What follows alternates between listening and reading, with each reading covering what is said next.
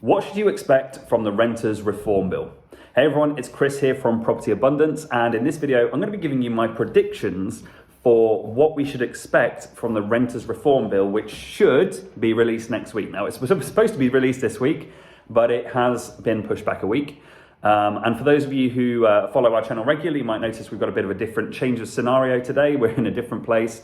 I am currently about to run one of my mentorship days for our top level clients, but in our continuing commitment to bring you content on a daily basis straight out of my own property business and also from the industry of property, I wanted to sit down before I get this session with my clients in this boardroom underway and give you this update on what my predictions are. Now, again, I'll do another video once this does get released, but in this video, I'm going to cover what my predictions are. So let's go into this straight away. So firstly, I believe we will see an abolishment of the Section 21 eviction notice. Now, if you don't know what that is, it's what's called a not at fault eviction. So this allows you to evict your tenant even when they haven't done anything wrong, but for certain reasons.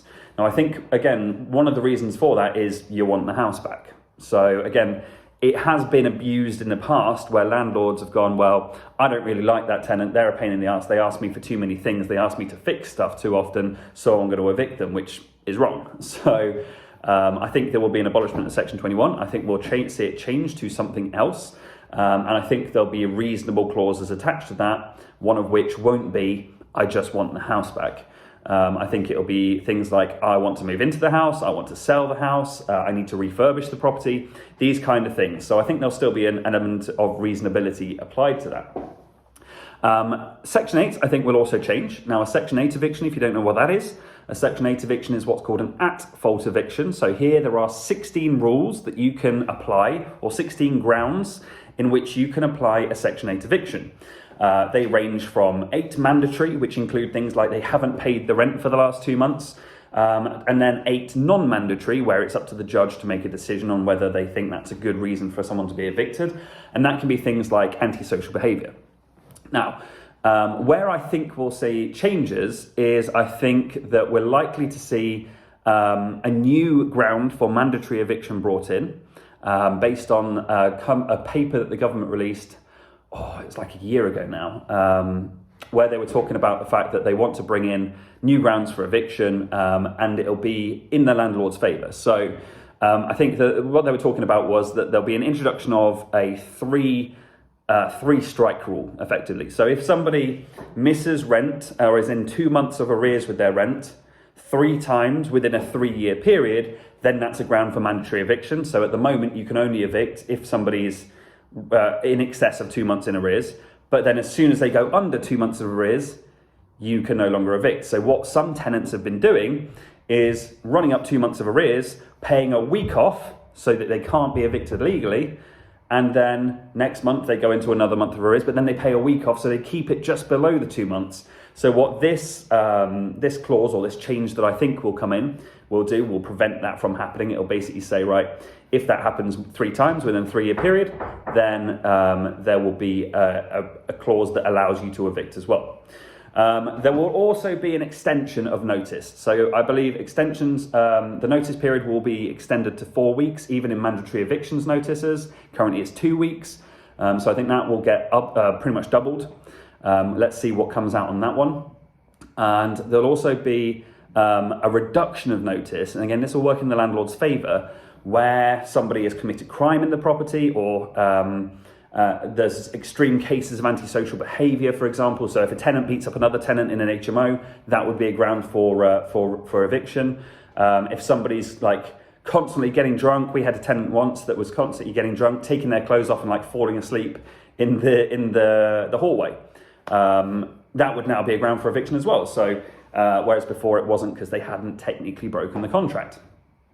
Now, with this, with the removal of Section 21s, will also come, I believe, a court reform process. Because for there to be an efficient eviction process, you need to have the ability for landlords to get possession of their property. In instances where tenants either need to move out because they need to sell their home, because they need to refurb it, or where tenants have broken the contract, there has to be an efficient court process to allow landlords to legally get that judgment. Whereas at the moment, there is a court process, but it's anything but efficient. So I think we'll see court reform from the Ministry of Justice brought in as well to help speed up that transition for possession hearings.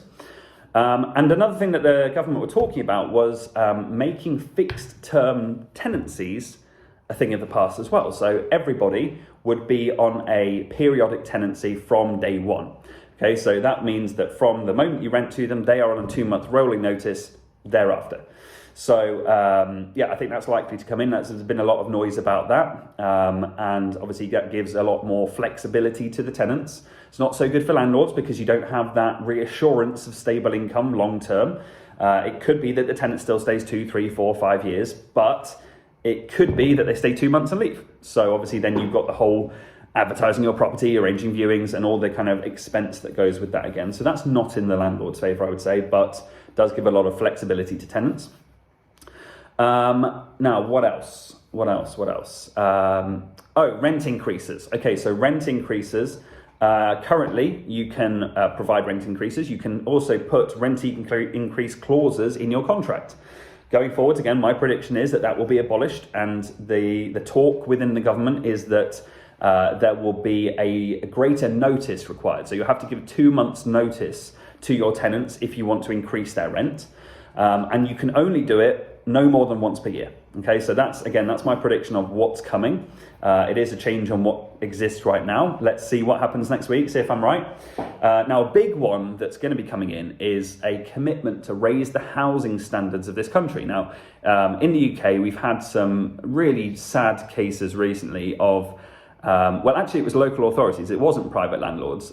It was local authority housing run by the councils, where a little boy unfortunately died because of black mold in the property affecting his lungs, and he effectively asphyxiated, which is horrific. Like, should never happen, ever. Like, whether it's the private rental sector or the social housing sector, you should be providing a certain level of housing. So what I think they'll do is bring in what they're calling minimum housing standards. And that will enforce a certain criteria, almost like when you have an HMO and you have to meet a certain criteria of that HMO in terms of standards to be able to list it as an HMO. I think that will apply across the board. And you'll have minimum housing standards. Now, personally, in my opinion, although this is more administrative burden, I think this is right, because no one should ever be dying in their home because their home is not adequate. That's just wrong, in my opinion. So, I think minimum housing standards is a good thing. And I think that will professionalize our sector an awful lot. And what it will do is put pressure the most on the people that abuse the system. Okay, now the vast majority of landlords out there comply with minimum housing standards already. So there's not going to be much burden placed on them by having to suddenly apply with these new rules, because they already will. But what it will do is it will target the bottom end of the market, the landlords that give us everyone in property a bad name, that don't look after their tenants, don't give a shit about people, and just want to collect their rent. And what it will do will force them either out of the market, which is great, or it will force them to raise their game and get on board with the fact that you're providing somebody's home here. So it's important that it's a certain standard.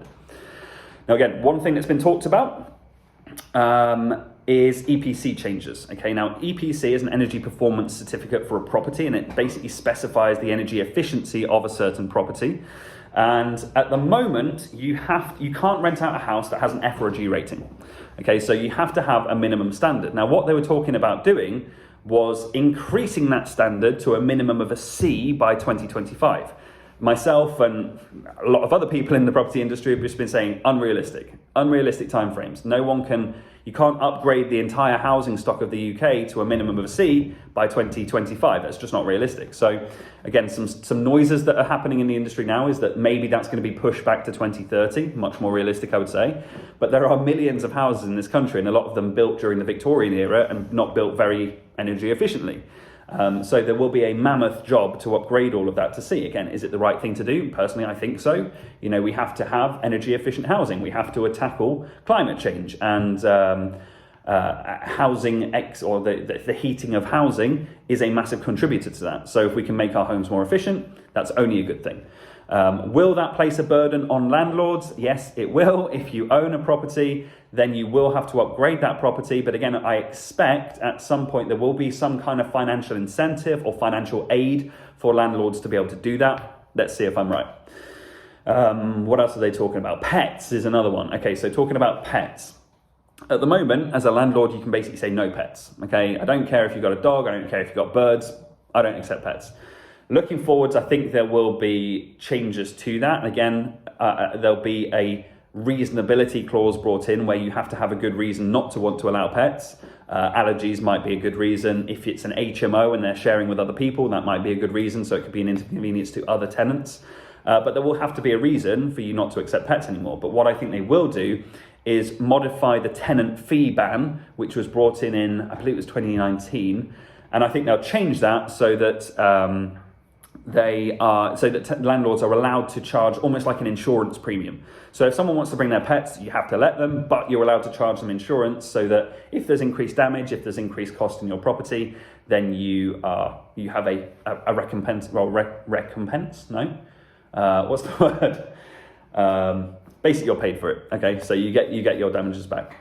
A couple of other things that is being spoken about. Lastly is ombudsman. Okay, so a property ombudsman for private landlords. Now this could be, this kind of already exists. Okay, so we have the property redress scheme.